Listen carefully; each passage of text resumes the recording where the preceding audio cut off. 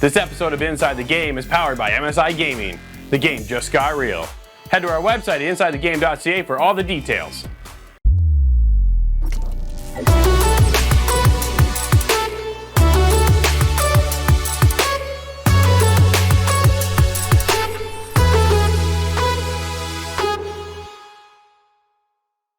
What's up, everybody? Welcome to Inside the Game, your one-stop shop for everything cool in video games. I'm one of your hosts, Drew Bosley. Don't forget to head to insidethegame.ca. There you can be a part of the show and be on our highlight reel that we feature each and every week at the end of the show. Now we have a jam-packed episode, so don't delay. Here's the inside scoop.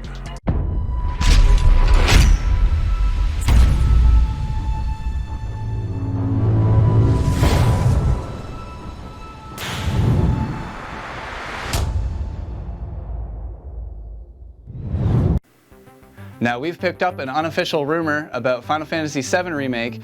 This is one that Square Enix kind of had to answer some questions about.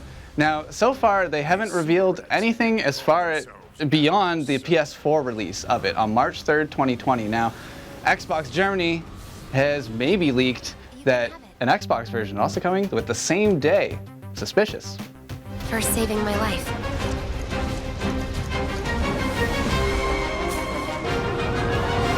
You think he's a keeper? Oh my god. All you Dauntless players get excited. The new DLC's here, pirate themed. It's called Fortune and Glory. The main event is a challenge arena that takes place on a new island. The island features tougher versions of existing monsters, amped up with new modifiers. The more challenges you overcome in the new arena, the more marks you'll earn. Marks is Dauntless's new currency, debuting with the update, and it splits off into two categories. Steel marks can be spent on new gameplay altering mods, whereas gilded marks is used for cosmetics. Every hunt offers the chance to earn glory, trophies, or at least a battle scar. Live on the edge of every moment, Slayer. Live for the hunt. So we got a new leak from co-creator Marcus Lito from Bungie. Yeah, he worked at Bungie for 15 years back on Halo, Halo 2, Halo 3, and Halo Reach. So he kind of just teased a new game that he's working on called Disintegration. Unfortunately, we don't get much information with this trailer, but we were promised August 19th at Gamescom, we will get the full reveal.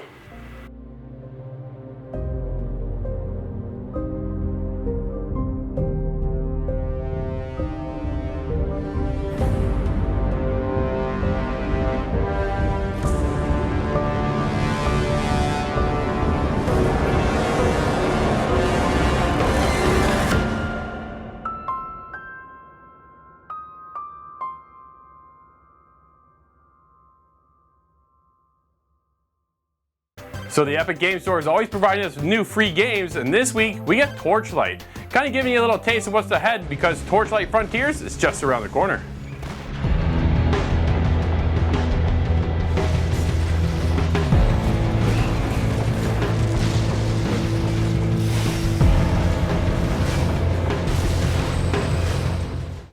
Good Nintendo news, July 10th, they put out a video detailing the differences between the Switch and the new Switch Lite. It'll be coming out on September 20th, and there'll be yellow, gray, and turquoise to start.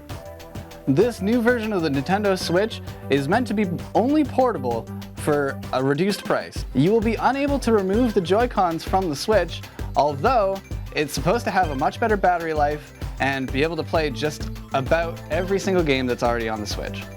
So there will be a lot of changes between this Nintendo Switch and the old Nintendo Switch, so if you want to see a full list of the details, check out insidethegame.ca.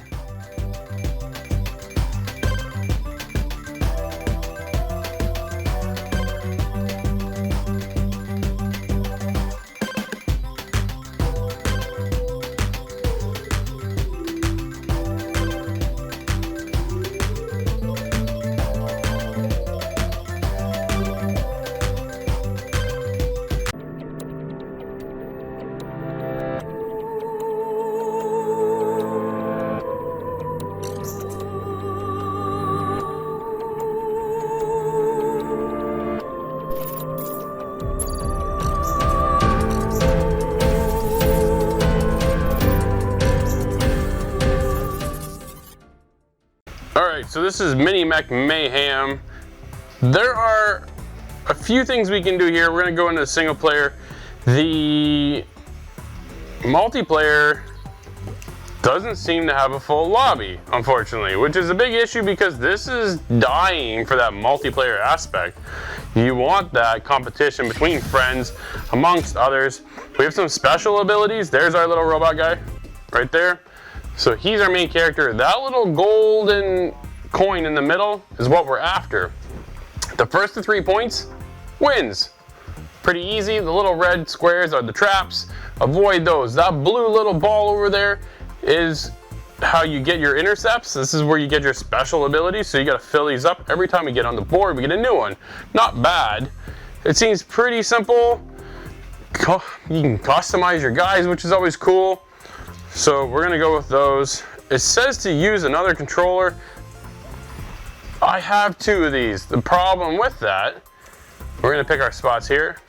The problem is that it doesn't seem to detect the other controller. My hand just waves across the screen, which is bizarre. I don't know what's going on. So what we do now is we plan out 3 moves all at once, and then we watch it as it kind of interacts and goes about how to do stuff. So maybe what we'll do is we're gonna try to get another little power orb first. So for our first move, we're gonna shoot that. From there, we wanna get to that coin. We're gonna move, so you're selecting all this, and then scroll up. You cannot move or shoot in the same direction twice in the first, in your first row of first set of moves. So we're waiting, we have 2, I guess I should point with this hand. 2 moves are selected now, we're working on our 3rd. We're gonna try and go all the way here to the end, and we'll see how it plays out. Now it's all about, like you said, we're gonna go first to 3 points wins, but it's how everything plays out, because now that I've marked my 3, everybody does the 3 at the same time. So I'm guessing as to where everybody's gonna go next. I'm trying to predict their moves, which makes this game really, really difficult.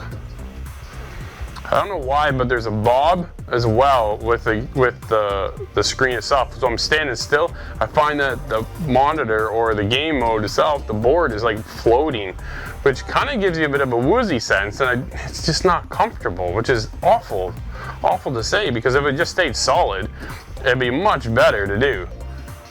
The game itself is enjoyable. I have a great time doing this, and this is the whole premise of the game, is to knock people into traps, shoot out their 3 hearts, or be the first to gain the coin. Now what's gonna happen, so this guy's gonna shoot. So I'm the last to go, and you can see down here who goes in which order. I'm gonna get 2 points here. 1, knocking the guy into the trap. 2, I'm gonna get the coin. And there's 2 points. I'm already up on the board twice. This is a fantastic start. But I've seen myself play this for an hour trying to get through the game, because it's the first to 3. If you look on everybody's scoreboards up top, there's 3 discs you gotta get.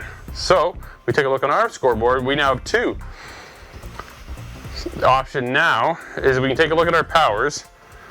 We can swap them out, but every time you swap them out, they go higher, which sometimes is a bit of a problem. We can nudge down. But I need 4 of these little crystals in order to get to that, because we have 4 bars here to fill. The game it's fun, it's addictive, but it really lacks that multiplayer component when no one is in the lobby, unfortunately. We're gonna select done. We're gonna line up our moves. Which way we can, so when you shoot somebody, let's shoot, we'll show you how this works. We shoot someone, depending on what part of the body you shoot them in, does a different, so if we shoot them in the arm, they're gonna turn and shoot. If we shoot them in the legs, they're gonna actually move in that direction when they start to walk. If we shoot them in the head, it backs them up a spot. And every time you get shot, you lose a heart. So as I said, we're already up 2. That went really, really well. Never have I seen that happen yet. So we're on a roll. Let's see what we can do. We're gonna shoot first. Hopefully knock everybody off their line of sight. He's going to move. See, this is all about predicting things, right? He should technically go all the way to the end, You can only move 6 squares at the most. If we go before him though, maybe we'll go this way first. We want to go 2. And from there, we'll move 1 that way. Let's see if we can push somebody out of the way. He might come down. It's all about hoping for the best, which is kind of it's a crapshoot when you're playing this game because you never really know how everybody's going to line up. So this guy's moving 6, so orange is moving 6. He's going straight for it. He's not going to get it because the rest of us still have to move. He does get the orb now, the power ability, which he has the ability then to counter one of us. Someone is being countered. Oh no. When random win, this is gonna pick us up and move us, I think. Ah, ooh, that guy lost a point. Uh-oh. Oh no, I'm gonna step on there now too. Oh man. And this is what happens when you're playing this game, is that you never know with everybody's abilities. Oh, I don't have 4. Oh, he moved me back 1. Oh, we're moving. Darn it. So there you go. Because of just one random ability, it messes up the entirety of the round. Which is too bad, because if everything played out the way we had planned, that would have been game over already, which is kind of something I've never really seen before. The game is fun, it's addictive, the ability to customize not only your characters, but your robot too, and their guns, and the more you play, the more you're able to unlock different dances. There is a store if you want to go and actually spend and purchase real money. It's fun. Where should we go? If we swap that out, let's swap this one. -1 step. I could have used that the last round. And let's try that. So you line up your first row, hold X, and we're gonna get that other power orb. It's where we're gonna go for first. Let's move. Why did blue go all the way over there? All right, we're gonna start with a headshot. We're gonna throw orange off. We're then gonna move 3. And then move 1 square. Hopefully you get the coin, and that will be the quickest round I've ever played. But we'll see what happens. It's like chess in a sense, that you're trying to plan ahead and kind of get everybody's moves. Oh no, don't move him, don't move him. All right, so he didn't move. He's added a step.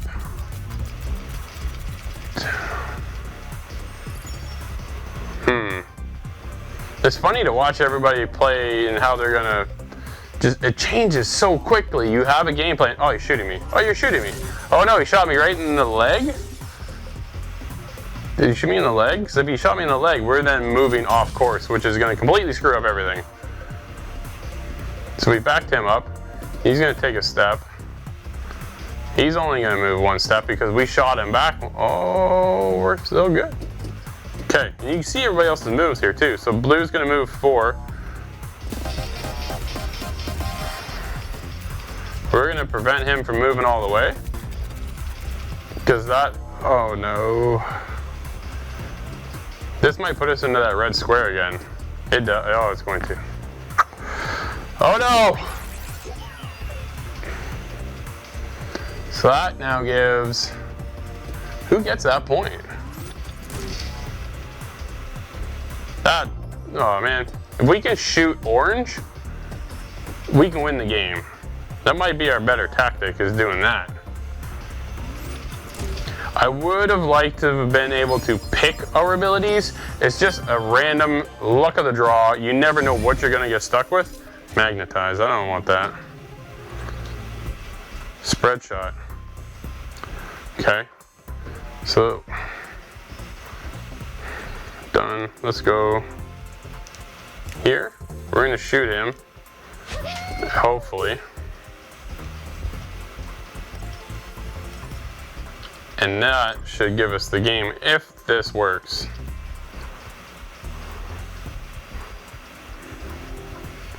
Honestly, we probably should have shot him on an angle.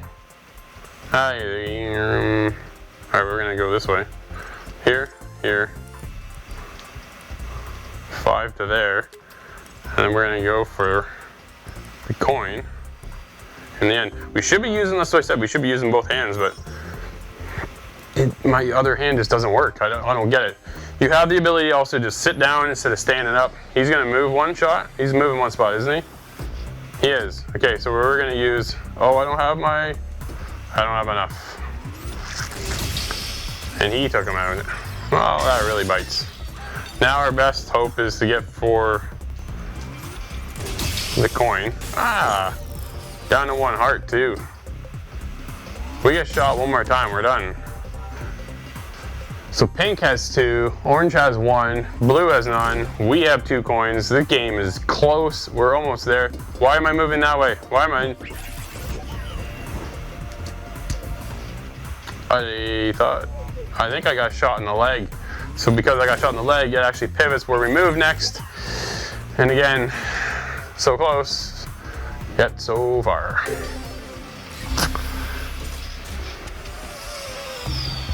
Oh, pink got the shot, got that win, and that is the game. Often, even on medium, I find I'm kind of just coming short when it comes to the rounds.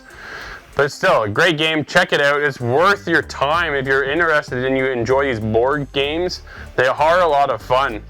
And this one is so unique in its own sense. But let's check out the score.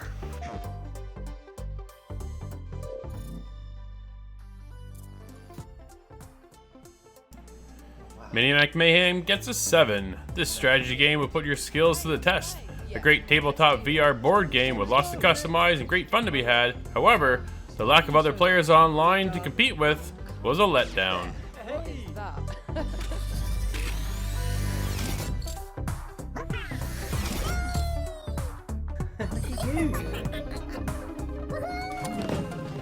Yeah, I've got this. I'm gonna play better than you and look better than you. Fighting Tom. 2 to the left. Okay, move. Okay, folks. Prepare to weep. There you go. Take that. Whatever, guys. No, what are you doing? No.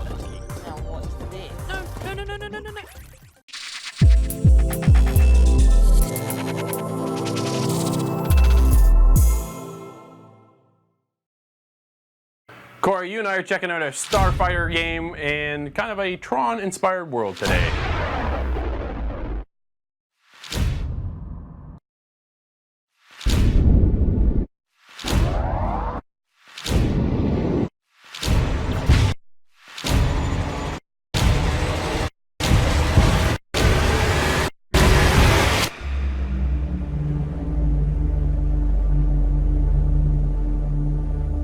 Corey, so you and I jumped into kind of a unique title. It threw me back to like an 80s vibe with Tron and stuff. Oh, this game's kind of screaming 80s, man. You've got that 80s synth music, we've got cool. You know, these bright neon colors in this kind of Tron-inspired, you know, checkerboard universe, I guess you want to call it. That's basically it, right? So it starts off, first of all, you're like outside of an arcade and you get beamed up by like, this alien. But yeah, from an arcade machine, yeah. And up you go, right? I'm watching this going, what the heck is going on? Yeah, and then, I wouldn't say it's the highest quality graphics we've seen, but again, it's very 80s inspired. It is very, and then the old computer comes up, and I'm like, all right, so I'm buying it so far. Right? I'm kind of giggling at the same time, and I'm looking, I'm like, all right, this is cool. Yep. But then you get to pick your ships and stuff, and this is where the level design I thought in this game was really unique.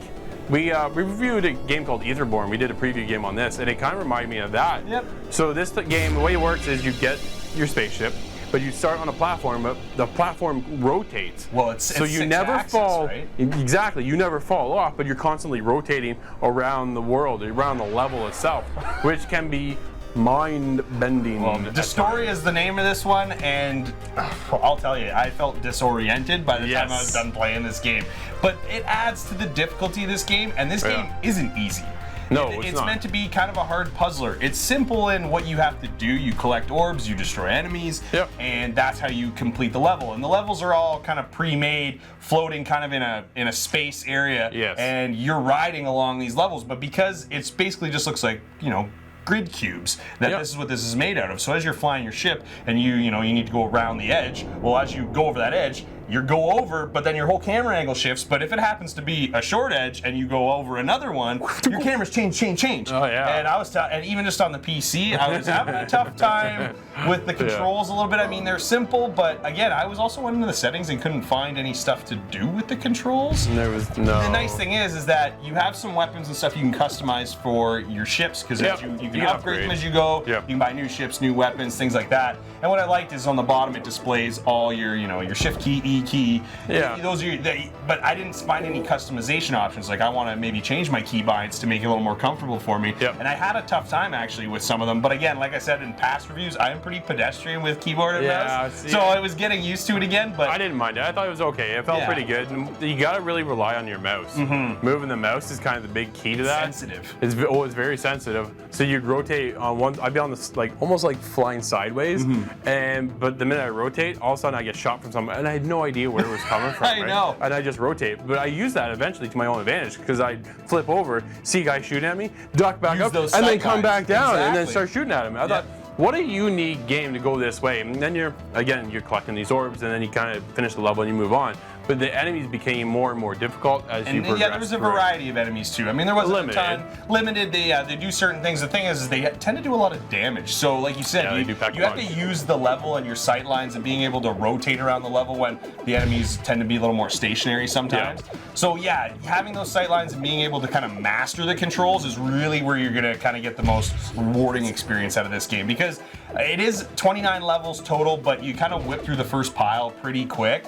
So there's not as much content in this game as some people that maybe would like, but it's a difficult puzzler, I still think, in terms of what you have to do, because sometimes you're searching for broken ship parts and other things like that. So you end up finding everything and destroying the enemies, but then you spend another 10 minutes flying around the level trying to find that one part that, because like you said, it gets disorienting. You get those parts, though, to upgrade your ship, and that's why you're kind of out there doing all this stuff. But I find what happens is, because of the way they got the puzzle set up, is you'd have to kind of rotate underneath, like, and in the middle of the puzzle sometimes. And it was just like, okay, level design how do I get back great. out of here? Because I'm all kind of tossed and twisted inside. What do you score? That was really cool. Well, like we said, it's kind of this 80s retro vibe, and they nailed it, I thought. You got the colors, feels very Tron-like with, the way everything looks. The music was great. The only thing I didn't like about the audio is I found that sometimes the audio tracks, they're not very long, so they repeat. So I noticed in the background as I'm concentrating, I'm like, it's the same song again. And it's great, and I liked it. And and the controls with this one, I thought there wasn't a whole lot of guidance, but they're fairly simple. It's just hard to master with the angle changes and everything. But overall, they built a solid game. I think the level design was great.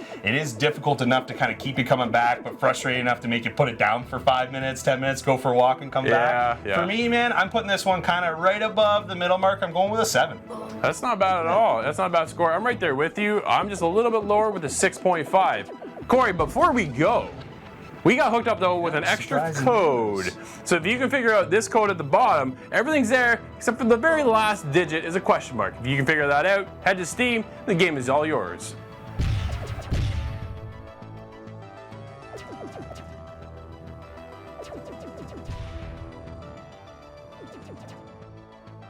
Dystoria does a great job at bringing you back to that 80s arcade feel, but don't let that fool you. Mastering the controls and learning how to traverse each level will take some time. Being able to upgrade my ships and weapons was also a nice touch, but I found the camera angles can change and can be tough, and I found it hard to get used to and sometimes even disorienting.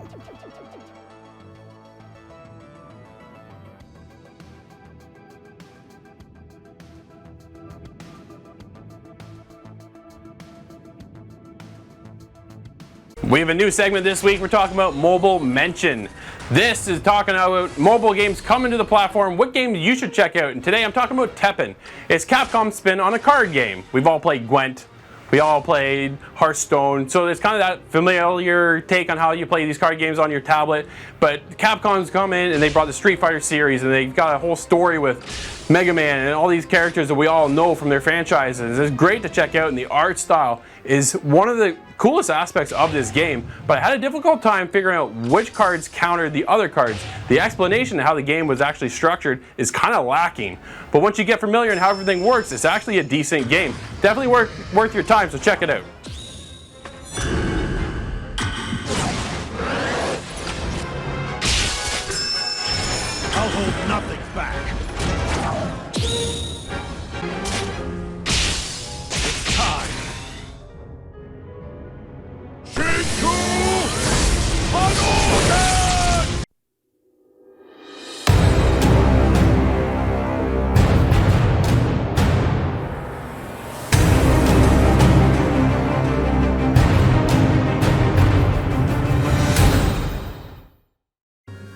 Man, this is a fun game mode. I really like this. This is cool. Yeah, it's a nice, fast, quick. It's quick. That's the nice thing. Cause Siege is such a long game. Yeah. It's true though. It's refreshing to have this game kind of be a quicker jump in and jump out. Yeah. You want to play Siege, but you only got a couple minutes, right? Yeah, you got half an hour, and you're like, that might not even be enough for one round. Yeah. Yeah, really. And if you're a ranked player, man, you're lucky. it You're makes playing me around wonder. for an hour, sometimes 45 minutes. Yeah, absolutely. But it makes me And wonder. maybe how you were so quarantine's invested. gonna Yeah. be. Is it gonna be anything like this? You think, Drew? What's that? Or Do you quarantine. think it's gonna be like this, like quarantine? Ooh, man, I don't know. Maybe. I'm so curious. Or is it gonna feel more like Well, Vegas did? I think it's gonna feel more like third-person Vegas. Perspective. Yeah, I think it's more like Vegas, right? Because they're trying to tell a story. They're not gonna get you in and out like this. They want you to invest in quarantine. So no, I would think Vegas' more. multiplayer is sick. Boy, yeah. Gravel-top gang got the gold locked up tight. And it was up to the law to change that.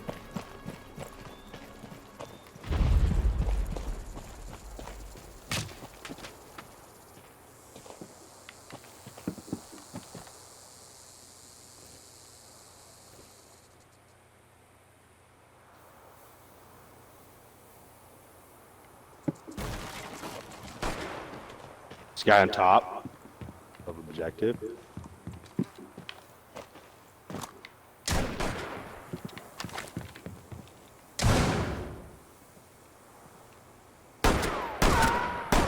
Oh man, I've hit him 3 times. Got him.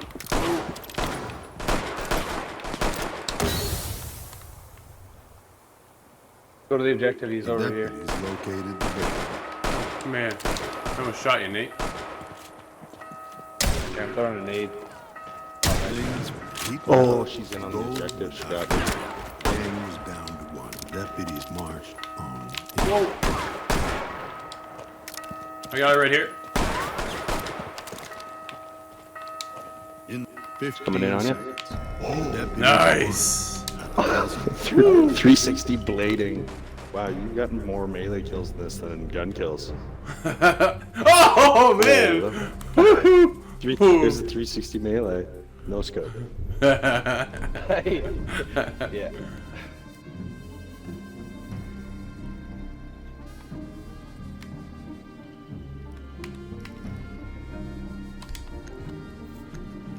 Man, we should be those guys that can go all recruit. Recruit Or team. wait, can you? Gravel-top gang. Yeah. No, Maybe you can't. no, you get locked out. Oh. I had a feeling.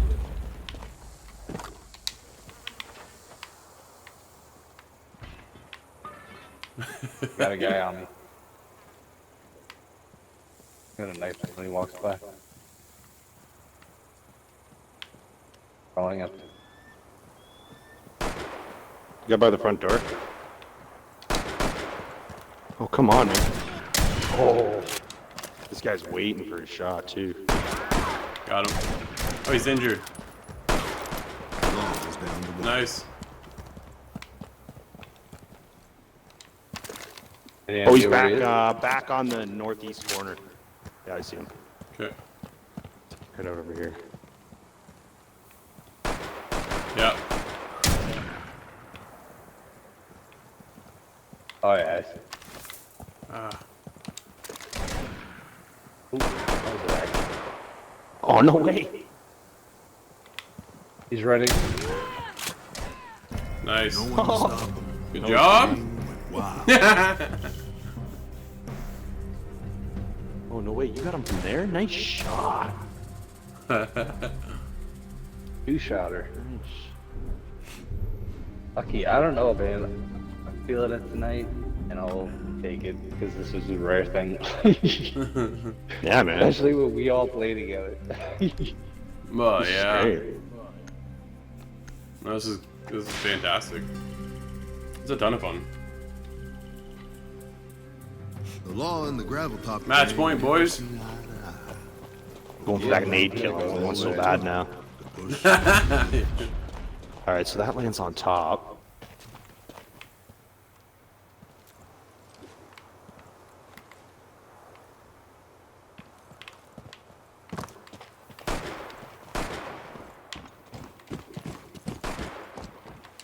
Sure, there's a guy over there. Yeah. Oh no! Oh man, there's a guy on my side. Oh, he snuck up behind me.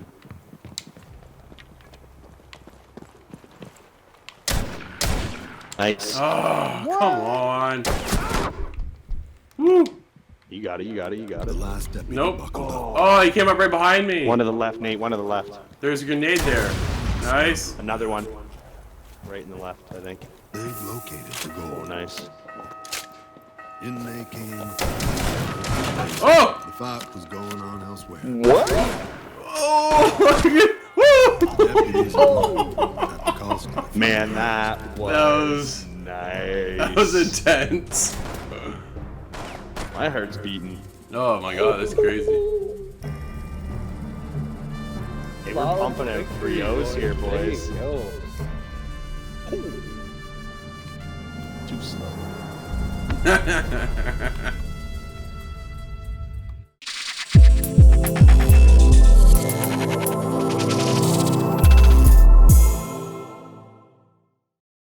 Hi everyone, I'm Scott and I'm here to review Dragon, solo this time. You first, old bean. Hello? Anyone there? Mr. Fretland? Mrs. Fretland? Charles Harden, the American. We've exchanged letters. So this week I took a trip to Garavik on Dragon by Red Thread Studios. It is a little emptier than you expected when you showed up. Now you're some kind of writer, kind of artist guy, and you're looking for your sister that's lost. So you know that she was going to go to this island, Garavik. You set up this correspondence with this older lady and the Fredericks where you're going to go stay. And you check in with them, you make sure it's okay. You want to check in on your sister and try and find her. So they want to host you for this, the gracious people that they are. And that's where you find yourself pulling up to this island on a boat with your young ward, Lizzie. The water's cold. It's a fjord. You're not going swimming. Boo. You're such a wet blanket, teddy bear. Now, Lizzie's serves as a very good, helpful aid for you. She kind of leads you around the map. She kind of tells you where to go. She gives you the kind of little story cues that keep you on the right track. Now, when you follow this track, she'll offer all sorts of commentary. She's funny sometimes. She's annoying sometimes. You have to respond to her or not. But the conversations felt very flushed out in this game, very worked on and proper. There's not so much of a choice, but the way in which you bring up these topics and the order in which you bring them up kind of dictates what you talk about, or maybe you don't talk about it at all. Maybe you just skip right through it. So this game is a first person and you're exploring. It's in the vein of a walking simulator, which is used more for like a horror kind of game, where this is not so much a horror game. So it's a thriller mystery, and that's kind of where I would explain it. It fits into that kind of groove where you're just picking up scraps and reading a story to experience what kind of happened on this island, and without giving away too many spoilers, what kind of happened with the Fredericks and the surrounding families to make it this weird scenario that you're in. So that's the story element of it. Now the game looks amazing. It's not the highest resolution, but you walk around this island and everything is well thought out. There's wind rolling through the cities, there's nice little paint chips missing on things, it looks a little bit worn in places, there's an ocean view. It's a very vista-filled game, and it wants you to kind of sit and relax while you play it. Now the whole game takes about 3 hours. You could take longer if you really want. You could probably rip right through it very fast. But you're encouraged to kind of sit down and sketch out what you see. There's several spots around the island where you kind of just sit with your little pad and your guy just kind of starts drawing stuff. And it kind of brings you back to center, because it's creepy.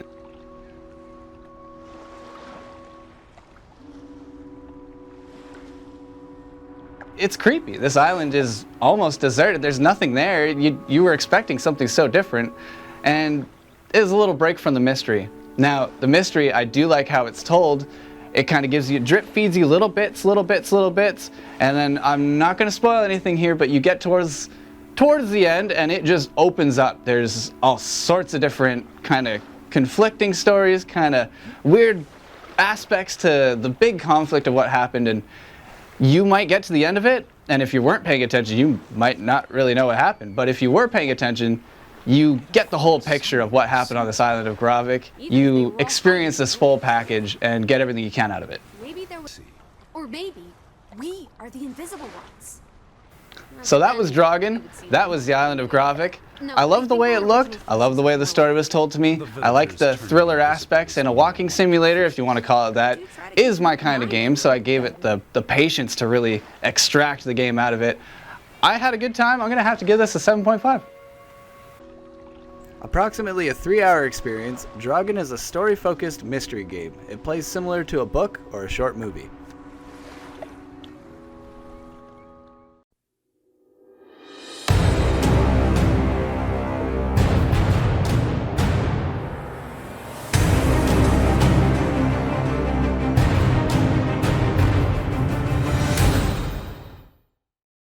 So it's just me playing some Destiny 2 strike missions on the heroic playlist.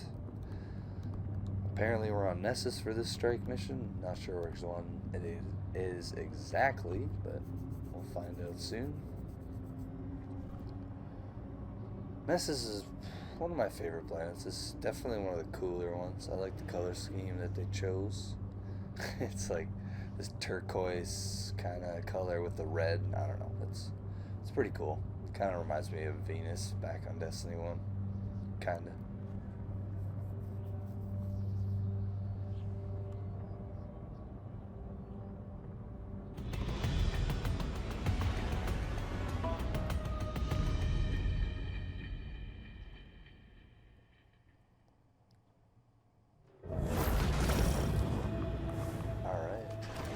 The Red Legion has compromised this planet's crust. My scouts report multiple seismic events across the surface. Analyzing radio chatter. Commander, I believe the Legion is responsible. Perhaps they are conducting some sort of research? Maybe that's because I'm OCD or Even their scientists are bullies. whatever.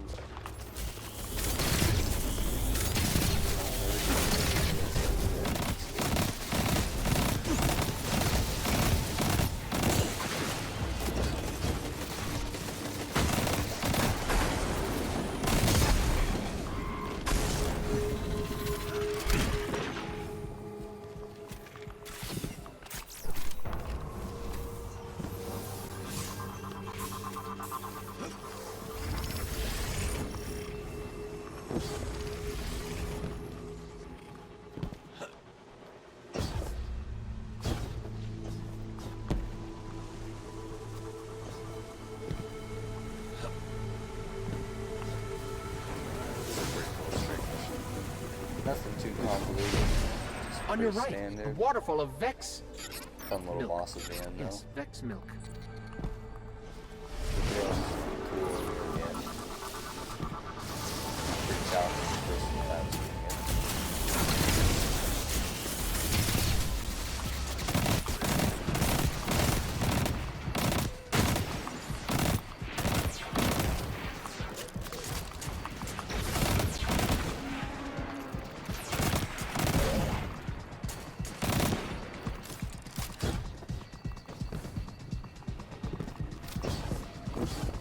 As you can see, my weapons choice are the Super Rifle and the Pulse Rifle. Now they are just my highest level, but they're also my fully upgraded, master crafted weapons. So that's why I keep generating orbs of light when I get double dose of this thing. Like this.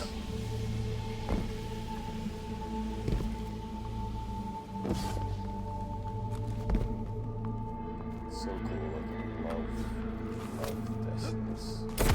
Love this song.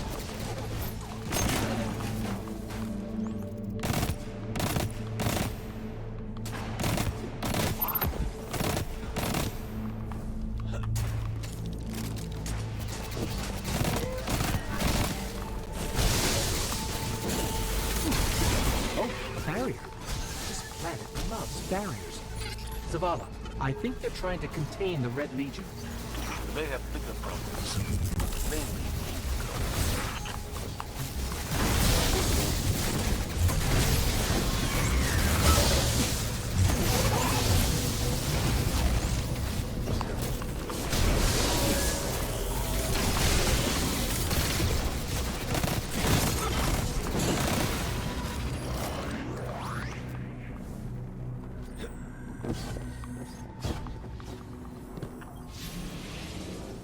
I got you, homie.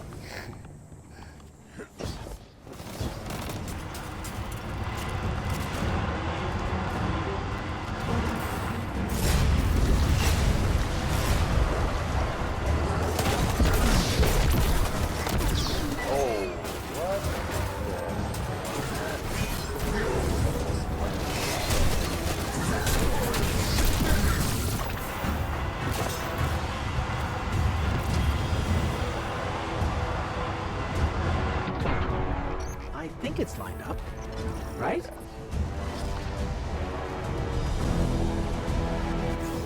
What the? Oh, this stupid jump. Forget about it every time. Uh-oh, let's see if our teammates are...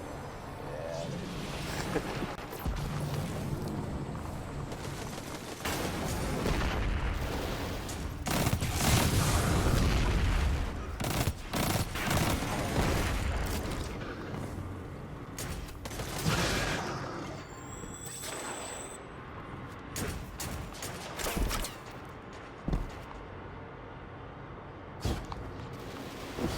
So cool. Oh my.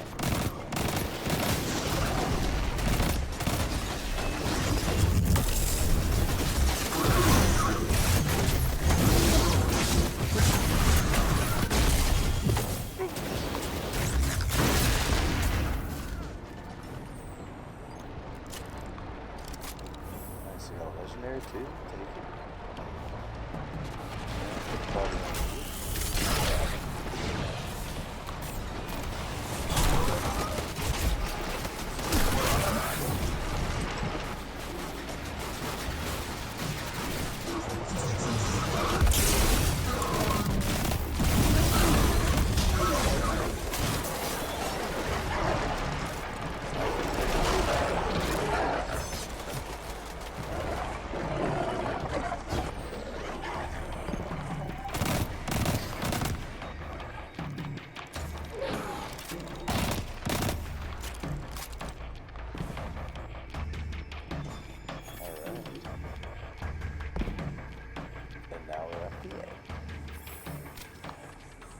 Funny, I said the drill thing was pretty hard at the end, and I really just walked in a straight line.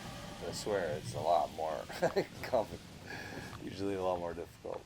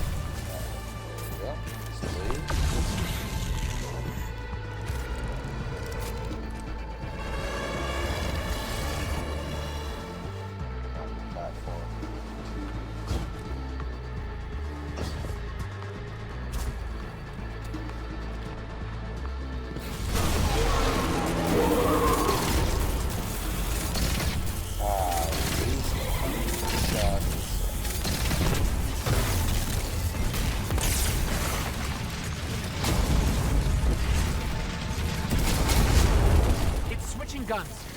Nice.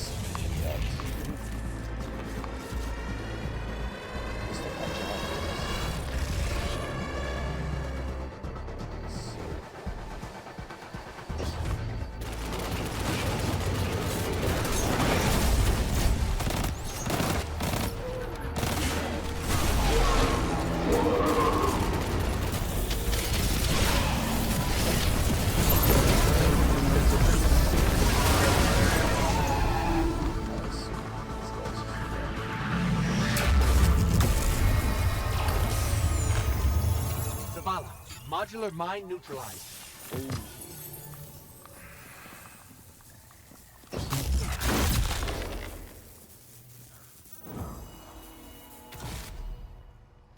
Hey, failsafe. Yes, friendly ghost? We did it. We did a great job. Admit it. Technically, the captain did. You live in his backpack. Switch off. We did it. Oh, well, that was a strike mission in Destiny 2. It's actually from year 1 base Destiny 2 game. Still fun. Thanks for watching. Check out the next Let's Play of Destiny 2 because I'm going to be putting a lot more of these on. And let's continue the show. So this week I'm talking about the new games on Xbox Game Pass and some of the games that are going to be fleshed out. So firstly we got Middle-earth: Shadow of War.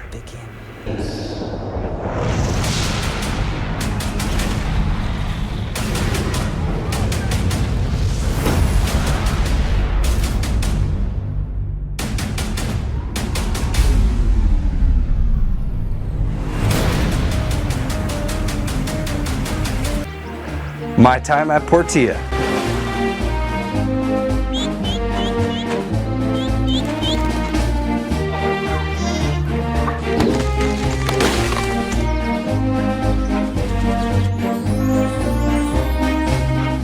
Undertale.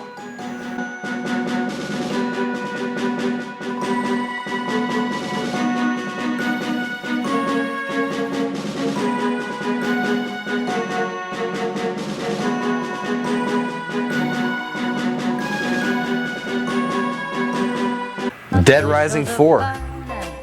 Now the jingle hop has begun. Jingle bell, jingle bell rock. Jingle bells chiming, jingle bell time. Dancing and prancing in Jingle Bell Square. In the frosty air. Lego City Undercover. After you. You want me to slow down to make this fairer?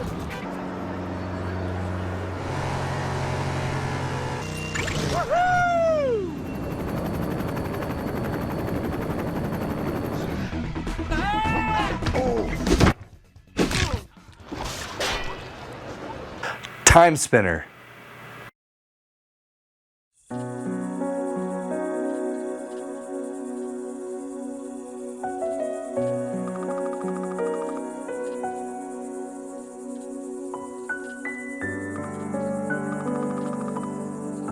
So games leaving the console for July, we have Aftercharge,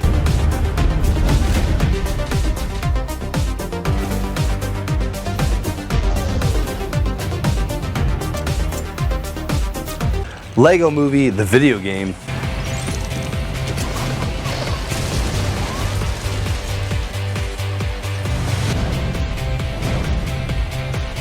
Jump on. Are you serious? Dandara,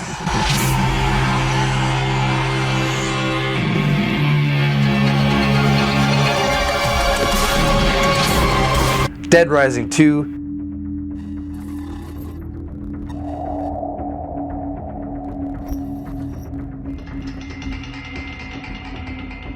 Hitman Season 1,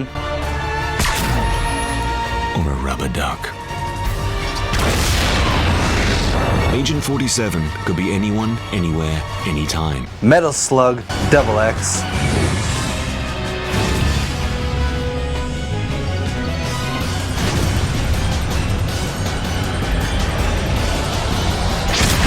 Defense Grid, The Awakening,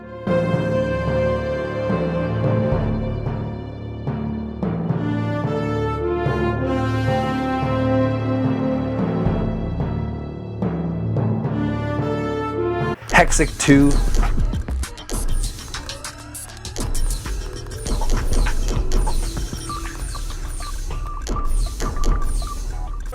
and Iron Brigade. For your family, for your children.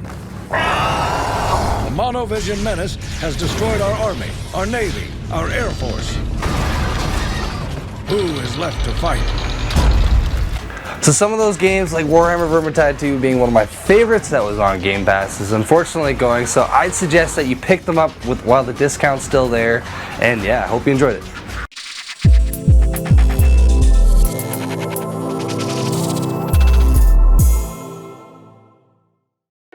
Alright Scott, we're checking out a game on Game Pass. Let's go Neon Chrome style.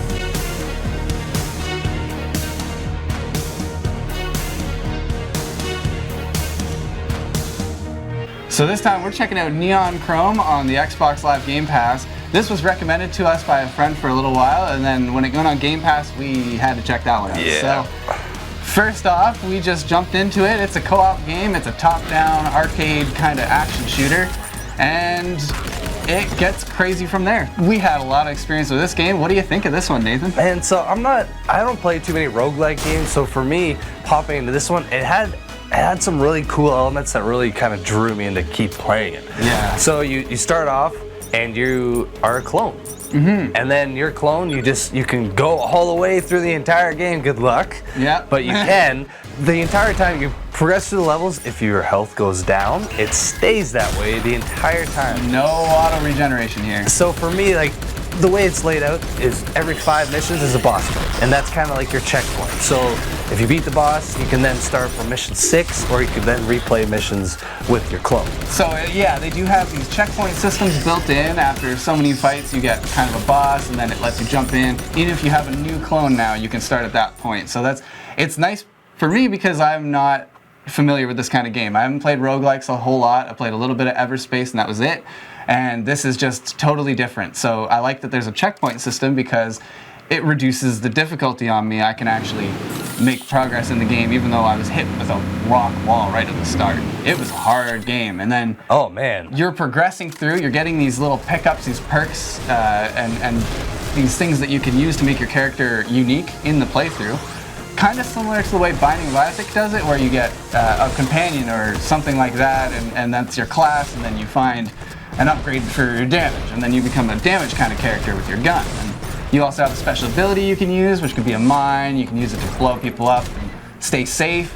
That's kind of the little tricks I figured out to get through the first couple checkpoints, because it is hard. Oh yeah. But then I like how the story relates you being a clone and this whole roguelike aspect to it. They thread together perfectly fine, because in the story, you're just sitting in a chair, taking your next clone, and seeing how far you can get. You take the money from that, you spend it on upgrading your guy to pick the very specific perks you want. This is what I like. Next playthrough. So this is what I liked about it, because you can upgrade your clone that you're about to start.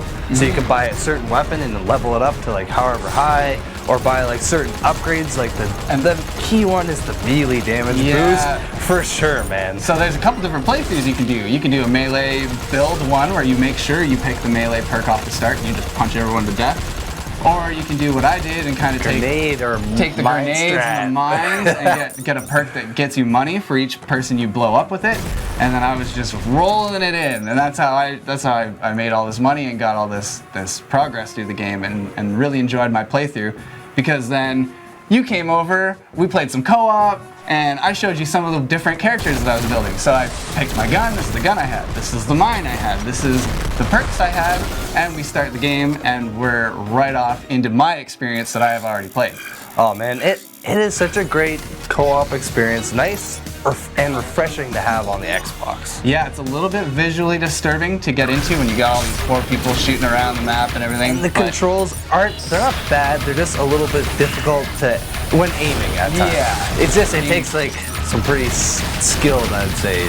Being that it's a top-down, yeah, you have to get precise with that. Or don't use guns. Or you can do the mine scrap. You can do the mine scrap. There's many different ways to tackle this game, and even when you get to the end, there's a new game plus. And here's another thing that I really like. So not only is it a roguelike that got me into this where I'm not normally, but it has a new game plus, so now that I'm hooked, I can keip going, and it has plus plus. And it gets harder, and there's more enemies, and it changes. It's already so hard. It is already so hard, so it's good that they put a bigger ceiling in this game to keep you going. It's a good balance between you can just hop in it and play for a little bit, or you could actually sink 30, 40, even 50 hours into this game to maximize your character, because there is so much long-term play that really actually just wants you to do that. Yeah, it wants you to get all this money from the levels, to take it and then put it into upgrades for the guy that's sitting in the chair. And that upgrades every clone you'll ever have. So there's this big long game in addition to the short game where you could just throw away a couple clone lives. And maybe you don't like what you have. You just re-roll to get a new gun, new whatever. They have like they actually have a suicide room at one part. So yeah, this clone sucks. But it's funny because you mentioned that, because I don't think I've seen a suicide room, but that there is a random rolling effect that happens with these levels. So if you're in the last chapter, we'll say, it's an office, but the offices are going to be different every time you go through it. And not only just each time you go through it, but then New Game Plus adds a couple more criteria that gets added into the mix. It's really refreshing because you're, like, for me, especially the first time playing it, I played the first 5 missions like probably 6 times, man. Yeah. Because I'm not really great with this to begin with, so it was a little difficult. But then I'm like, okay, I gotta upgrade my character, like temporarily, and my main character, so like the permanent stats. So like I said, I really enjoyed this game, man. It was really cool. It sounds like we're about ready to score. Yeah. What do you think about this one, Nate? All right, man. So graphically, it's fun. It's co-op. It's a great Game Pass game. You can try it out now if you have Game Pass. It's totally free to you. So, man, if I'm gonna score, I'm gonna give it an 8, man. I really enjoyed this. Yeah, I have to agree with you. I'm up there. I think I'm gonna go a little bit higher based on the way the game sounded. The atmosphere was super the story was super tight to what you're doing, and it got me playing a road game. I have to say this is an 8.5 for me. Neon Chrome is an awesome co-op action game with great replayability. We recommend this to get into the roguelike genre.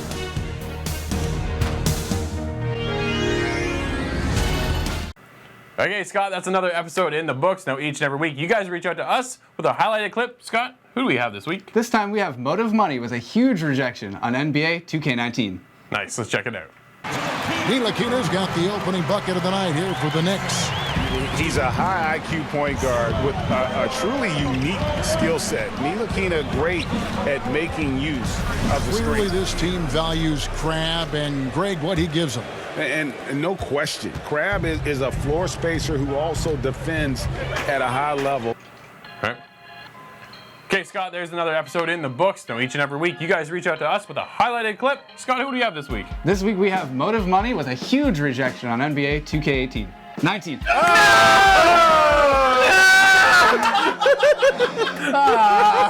It's like he wanted it. He willed it to me. Damn it! Nailed it. He's like 2K18.